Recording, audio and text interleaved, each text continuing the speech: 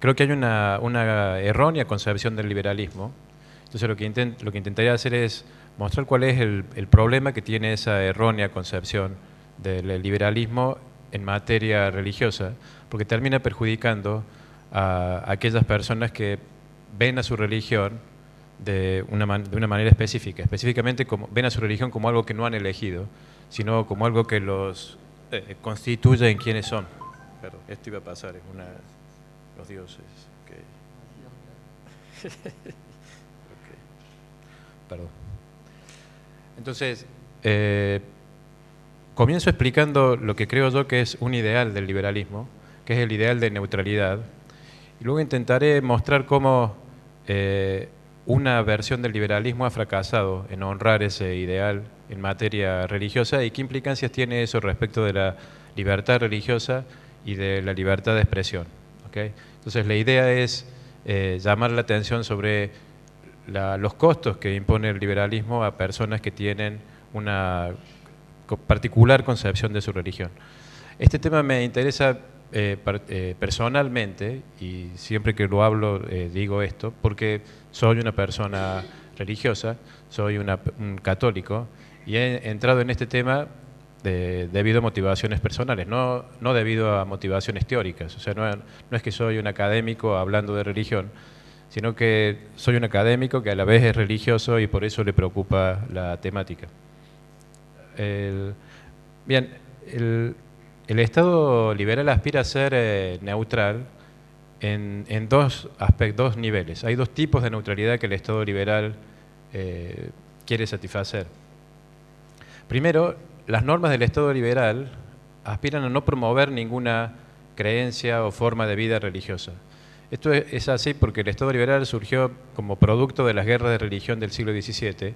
Entonces, una forma que permitía establecer una convivencia pacífica era que el Estado no tomara partido en materia religiosa. Entonces, no era un Estado confesional que premiaba o penalizaba a las personas que tenían una religión, y a esos en la teoría política se les llama neutralidad de objetivo. El Estado es neutral en el objetivo que persigue en materia religiosa, no persigue un objetivo allí. El segundo tipo de neutralidad no tiene que ver con lo que dicen las normas jurídicas, sino con el modo en que están justificadas. Y aquí el Estado liberal también aspira a ser neutral, es decir, aspira a que sus normas y sus instituciones no estén justificadas en una particular creencia religiosa. Entonces, un ejemplo de cómo una norma puede ser neutral en el primer sentido y no neutral en el segundo sería el de un Estado que establece la libertad religiosa porque el catolicismo dice que ese es el modo correcto de tratar a otras religiones. Entonces, claro, ahora hay neutralidad de objetivo, pero cuando uno ve la justificación de la norma, claro, la norma está fundada en una particular religión, así que no hay neutralidad justificatoria. Entonces, el liberalismo aspira a estos dos tipos de neutralidad, ese es el ideal que persigue. Y la tolerancia liberal está fundada en esta idea de neutralidad. Ahora, el riesgo que corre el Estado liberal es el ser neutral en relación con las religiones a costa de no ser neutral a nivel antropológico. Es decir, dicho de otra manera, el riesgo del liberalismo es que descanse sobre una concepción controvertida de persona, que sea tan controvertida como cualquier concepción religiosa, y por lo tanto no hayamos ganado nada, ¿no? La idea era, dado que no tenemos la misma religión, el Estado no tomará partido. Pero si para lograr eso el Estado lo que hace es tomar partido por una concepción de lo que somos y del modo en el que vivimos nuestra religión, nuestra sexualidad, entonces si ese es el precio a pagar, en realidad no hemos ganado nada, el Estado sigue siendo carente de neutralidad. Lo único que ha sucedido es que se ha desplazado la falta de neutralidad. Y ahora el Estado, es cierto que no promueve una particular religión, ni está justificado sobre una religión, pero sí promueve una concepción de persona y un modo de vivir la religión. Entonces, quienes viven la religión de una manera que no encaja con esa concepción de persona, no son tratados de modo tolerante por este Estado que carece de neutralidad. Entonces lo que intentaré mostrar es que hay una versión del liberalismo que hace exactamente esto. O sea, dice que efectivamente no promueve un credo religioso, pero sí promueve una manera de vivir y de ver la religión, ¿no? Ya, antes de entrar con los casos jurisprudenciales, para que se entienda el problema, creo que sirve la analogía con el género, porque eso creo que nos queda más cercano. El Estado liberal habla de la elección sexual o la elección de género, ¿no? Y estamos acostumbrados a escuchar este lenguaje de la elección. Pero el punto, los invito a pensar un poco acerca de si han elegido su género, ¿no? Porque para que esto fuese cierto, tendría que ser para todos obvio que hemos elegido la orientación sexual que tenemos. Pero a poco que lo pensemos nos daremos cuenta que no hemos elegido nada, sino que somos de un género. Y si alguien piensa, no, claro que he elegido, los invito a cambiar por un minuto su orientación. O sea, por este minuto, intenten estar orientados de otro modo. Si lo han elegido, seguro que podrán, ¿no? Porque si han elegido su orientación, seguro que podrán elegir la contraria. Cuando no les salga, ahora les propongo el siguiente diagnóstico. No hemos elegido nuestra orientación de género, sino que somos de un género, estamos constituidos de esa manera. No hemos elegido ser heterosexuales u homosexuales. No, somos homosexuales o somos heterosexuales. Y si es así, si esto es tan claro, ¿por qué se sigue hablando de elección? Porque hay una forma errónea de interpretar el liberalismo que solo valora lo que se ha elegido libremente. Y por eso, el único modo de ver como valioso a la orientación sexual que tengo es transformarla en una elección libre. Claro, eso tiene múltiples costos, que es el de desfigurar la manera en que me veo a mí mismo, que quedan sumergidos si uno no advierte el problema que tiene esta concepción de persona que tiene el liberalismo. ¿Okay? Entonces lo mismo pasa con la religión. Esta versión equivocada del liberalismo ve a la religión como una elección voluntaria y es valiosa solo porque ha sido elegida libremente. ¿Okay? Entonces, la libertad religiosa es vista como una instancia de la libertad de elección.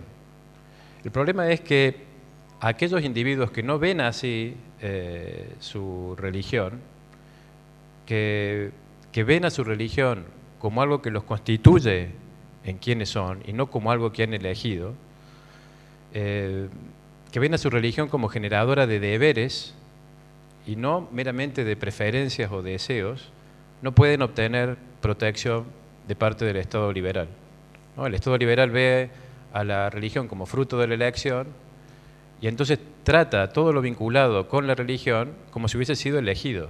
Y claro, si uno lo ve así, hay un problema, porque el problema es, ¿y qué sentido tienen los deberes religiosos si la religión es fruto de la elección?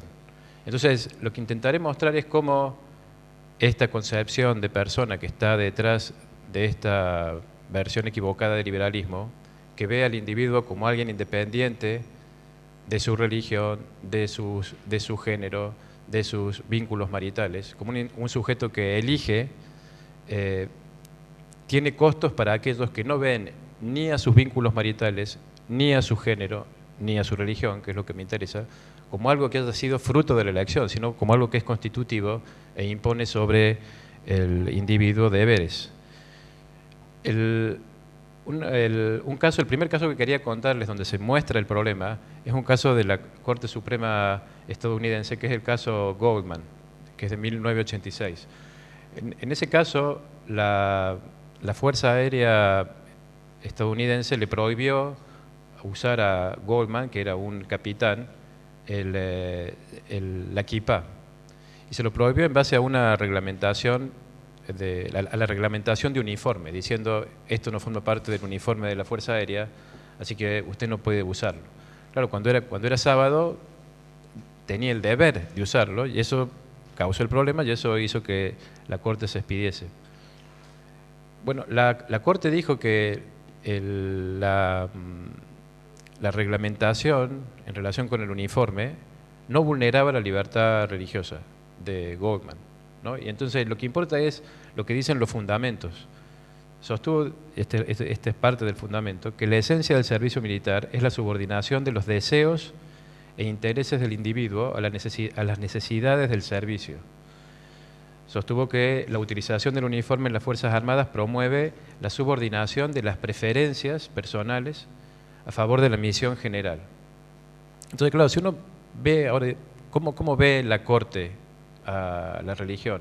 Bueno, la ve como un deseo, como un interés o como una preferencia elegida libremente por el sujeto.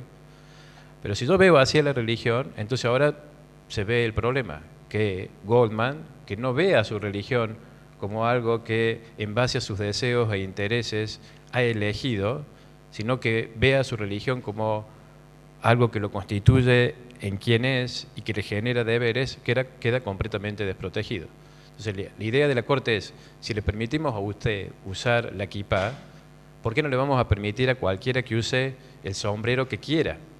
Y lo que importa es esto que quiera, ¿no? Porque parece entonces ahora que la religión es puesta en el lugar de la elección. Usted eligió ser judío, así que ahora corra con las consecuencias de su elección, que es, use la kipá si quiere, pero no pertenezca al ejército americano. ¿Okay? Y el problema está en si esta es una manera adecuada de concebir la religión, como si fuera fruto de una libre elección. ¿Okay? Otro caso donde estuvo en juego la libertad religiosa es el caso del consumo de peyote por la iglesia nativa americana, en donde parte de los rituales religiosos de esta iglesia que está conformada por nativos americanos es el consumo del peyote. Bueno, cuando a dos miembros de esta iglesia el empleador los despide por consumir drogas, ¿no? Entiende que han consumido drogas y decide despedirlos con causa. Y se les niega la percepción del seguro de desempleo en base a que no han sido despedidos de modo sin causa, sino que hubo una causa para el despido, que era el consumo de drogas, ¿no? Como eran drogadictos, los despidieron y entonces ahora no van a recibir el seguro de desempleo. Y lo que hacen es ir de vuelta ante la Corte diciendo, es que no soy un drogadicto, sino que estoy consumiendo esta droga porque es un deber que tengo, es parte de mi religión, es el ritual de mi religión. ¿Okay? La Corte dijo que la denegación del seguro de desempleo era correcta, porque lo contrario equivalía a consagrar un derecho privado a ignorar leyes aplicables de modo general. Entonces lo que dijo es, no importa por qué consume usted droga, usted puede consumir droga porque eligió consumirla porque le gusta, o puede consumir droga porque eligió pertenecer a una religión, pero en los dos casos hay una elección, así que usted corra con las consecuencias de esto. El punto es si nos parece adecuado nuevamente este modo de concebir la religión. Y creo que lo que pasa aquí es que vemos el caso de personas que no ven a su religión como fruto de una elección y que quedan desprotegidas por un sistema que sí ve así a la religión. Okay, creo que este es el primer problema que quería señalar, ¿no? Si se concibe la libertad religiosa sobre la base de esta concepción de persona, que dice que yo soy un sujeto que elige a su religión, entonces las personas que no ven así, de este modo, a su religión, quedan desprotegidas por un sistema que conciba así a la religión. El segundo punto que quería señalar tiene que ver con libertad de expresión. ¿Okay? Que hay un modo de concebir la libertad de expresión, también fundado en esta concepción errónea del liberalismo, que deja sin protección a quienes conciben su religión de modo constitutivo y no como fruto de una elección. Usualmente pensamos que la libertad de expresión es lo que tenemos hoy desde siempre, ¿no? Que siempre hemos entendido la libertad de expresión como la entendemos hoy, de tal manera que sea cual sea el contenido del discurso que se esté dando, está protegido por el derecho a la libertad de expresión. Pero en realidad la libertad de expresión es fruto de una evolución, ¿no? El derecho de libertad de expresión fue concebido de modo diferente en diferentes etapas. Si uno toma la primera enmienda de la Constitución americana, en la primera etapa de interpretación de esa enmienda no se entendía ni por lejos lo que hoy entendemos libertad de expresión, sino que lo único que establecía la enmienda era una prohibición para que el gobierno federal dictara leyes referidas a la materia, ¿no? Era un reparto de competencias en función de la materia, y lo que decía la primera enmienda es todo lo que tenga que ver con la regulación de la expresión no tiene que quedar no queda en manos del gobierno federal, sino que las legislaturas estaduales son las que van a regular la expresión. Pero no se oponía a que la expresión fuese regulada por la intervención estatal, esta primera interpretación, ¿okay? En una segunda etapa de evolución del concepto de libertad de expresión, ahora se entiende que la libertad de expresión protege a los discursos. Ya no es un reparto de competencia, ahora se entiende como un derecho, ¿okay?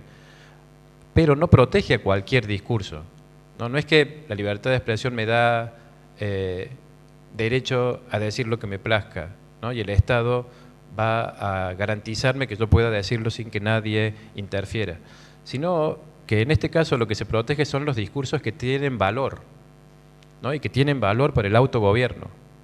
Entonces se ve a la libertad de expresión como una forma de fortalecer el autogobierno, y entonces es tarea del gobierno, del Estado, decir cuáles son los discursos que tienen valor y cuáles son los discursos que carecen de valor, y dar la protección solamente a los primeros, ¿okay?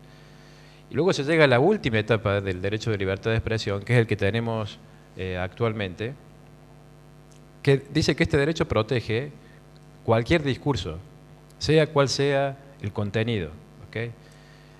Y la idea es que todo discurso merece respeto porque es el fruto de la elección de valores de una persona. Entonces, nuevamente aquí se introduce la idea de elección. O sea, ¿por qué se debe proteger a un discurso valioso del mismo modo que a un discurso que carece de valor, que el único objetivo que tiene es mofarse, por ejemplo, ¿okay? ¿Por qué se tiene que proteger de la misma manera? Si lo pensamos un poco, la respuesta debería ser la contraria, no veo ninguna razón para que tengan que ser protegidos del mismo modo. La respuesta liberal es que ambos han sido fruto de la elección de un sujeto. Así que usted no puede interferir. Si él eligió decir ese discurso es valioso porque lo eligió. Entonces ahora, intentar discriminar entre qué discursos merecen la protección estatal y qué discursos no merecen la protección estatal es incorrecto. Pero es incorrecto en base a esta concepción de persona que le señalaba antes, que dice que el sujeto es alguien que dota de valor a las cosas que hace por haberlas elegido libremente. Entonces ahora, como el discurso ha sido elegido libremente por alguien, interferir sería vulnerar este valor. Ahora, esta nueva justificación de este nuevo entendimiento de la libertad de expresión deja sin protección a las personas que se conciben a sí mismas como vinculadas de manera constitutiva a un grupo de pertenencia. O sea, cuando yo me veo a mí mismo que soy quien soy por el grupo al que pertenezco, del mismo, como se ve una mujer que dice yo soy quien soy porque soy mujer, ¿no? Porque pertenezco a este grupo, ¿okay? A esos individuos, esta concepción de la libertad de expresión los deja desprotegidos. ¿Por qué? Porque según esta concepción de la libertad de expresión, ningún discurso es esencialmente o intrínsecamente injurioso. No basta que se produzca un discurso para que se cause un daño.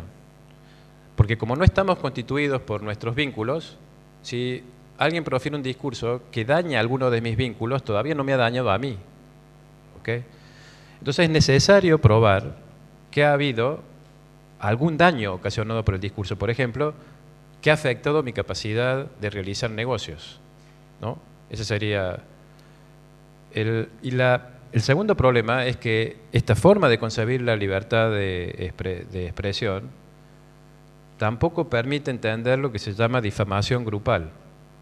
O sea, como la persona está constituida con independencia de sus lazos de pertenencia con un grupo, no basta que sea atacado el grupo para que la persona ya haya sido afectada, sino que ahora la persona tiene que mostrar adicionalmente que ella individualmente ha sufrido alguna afectación. Les pongo un ejemplo para que se vea el problema. Catherine MacKinnon, que es una feminista, cuando fue legisladora de Indianápolis, dictó una ley que prohibía la pornografía, ¿no? Y el argumento era que el discurso pornográfico dañaba a las mujeres, ¿no? Afectaba a las mujeres. ¿Okay? La idea que estaba detrás es que como las mujeres están constituidas por su vínculo de pertenencia al género, atacar el género, ¿no? Hablar mal, dar una visión distorsionada del género, afecta y daña a las mujeres. ¿Okay? Bueno, los tribunales dijeron que la norma era inconstitucional. Y lo que dijeron era que el discurso pornográfico es un discurso más como cualquier otro y que debe ser protegido por la libertad de expresión. Y que no bastaba mostrar que el discurso era denigratorio respecto del grupo para que de eso se siguiese que individualmente las mujeres estaban afectadas, ¿no? Entonces, de vuelta, la concepción que está detrás es: usted es alguien y aparte de ser alguien, es mujer. ¿Okay? Así que usted es un individuo que tiene un género. No es que usted es mujer, no, usted es un individuo que tiene un género. Y si ahora afectan su género, todavía no lo han afectado a usted. Si difaman su género o hablan mal de su género, no lo han afectado a usted. Hace falta una demostración extra para mostrar que lo han afectado a usted. Así que aquí la libertad de expresión no tiene ningún costo. No, es cierto que se está hablando mal de las mujeres en general, pero no se está hablando mal de usted, así que no se le está difamando ni injuriando. ¿Okay? Bueno, creo que algo semejante pasa con la religión. O sea, si se ha entendido el problema en relación con el género, ahora es fácil trasladarlo a la materia religiosa. ¿Qué pasa con aquellas personas que no ven, no se entienden a sí mismas como alguien que eligió ser católico, no alguien que eligió la religión católica? No se entienden así, sino que entienden que son católicos o que son musulmanes. Del mismo modo que antes no era un sujeto que eligió este género, sino que es una mujer. Esta concepción de la libertad de expresión deja sin protección a esas personas. ¿Por qué? Porque cuando alguien afirma algo denigratorio de su religión, esta concepción de la libertad de expresión no puede ver que él individualmente haya sido afectado, ¿no? Trate esto como un discurso, como si se estuviera hablando del universo o del movimiento de los planetas. Y se pregunta, ¿y qué problema hay? Si lo único que estamos diciendo es expresar opiniones, ¿no? Y no estamos expresando ninguna opinión denigratoria sobre usted, ¿no? No le hemos dicho su nombre insultándolo. No, estamos hablando mal de su religión, o estamos hablando mal de aquella persona en la que usted cree. Pero esto en todo caso afectará sus creencias, estamos discutiendo sus creencias, no estamos ofendiéndolo a usted. Bueno, este modo de ver el problema es el modo que se sigue si uno acepta esta concepción que creo que es equivocada de persona, en donde yo soy alguien con independencia de los vínculos de género que tengo, o en este caso de los vínculos religiosos que tengo. Si ahora tengo otra concepción de persona, que es la que tienen muchos de estos individuos, según la cual yo soy musulmán, yo soy católico, entonces por supuesto que atacar, ofender a la religión implica ofenderlo a él. ¿Okay? Entonces, creo que lo que es necesario es repensar el modo en que el liberalismo trata la libertad religiosa y la libertad de expresión. Porque creo que, bajo la apariencia de neutralidad, de que no estamos discriminando a ninguna religión por su contenido, estamos discriminando a las personas que viven su religión de una determinada manera. O sea, si la persona vive su religión como algo que eligió, que no lo constituye ni lo toca personalmente, entonces esa persona puede vivir feliz en nuestra sociedad, que entiende la libertad religiosa y la libertad de expresión como he señalado. Pero si la persona vive su religión de otro modo, como algo que lo constituye, entonces esta persona está completamente desprotegida por nuestro sistema. Muchas gracias.